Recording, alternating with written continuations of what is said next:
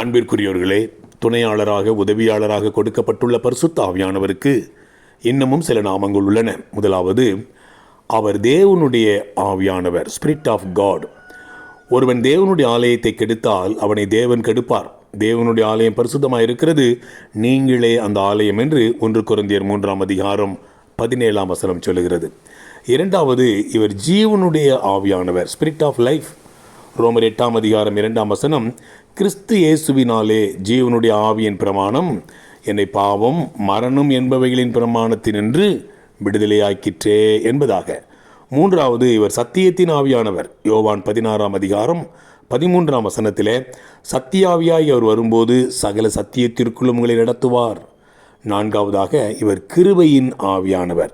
எபிரேயர் 10:29 தேவனுடைய குமாரனை காலின் கீழ் மிதித்து தன்னை பரிசுத்தம் செய்த உடன்படிக்கையின் இரத்தத்தை அசுத்தம் என்றெண்ணி கிருபையின் ஆவியை நிந்திக்கிறவன் எவ்வளவு கொடிதான ஆக்கினைக்கு பாத்திரவானாய் இருப்பான் என்பதை யோசித்து பாருங்கள் என்பதாக வாசிக்கிறோம். கடைசியாக, இவர் வாக்குத்தத்தத்தின் ஆவியானவர், ஸ்பிரிட் ஆஃப் ப்ராமிஸ். எபேசியர் 1:13 நீங்கள் உங்கள் இரட்சிப்பின் சுவிசேஷமாகிய சத்திய வசனத்தை கேட்டு விசுவாசிகளான போது வாக்குத்தத்தம் பண்ணப்பட்ட பரிசுத்த ஆவியால் அவருக்குள் முத்திரை போடப்பட்டீர்கள் என்று வாசிக்கிறோம்.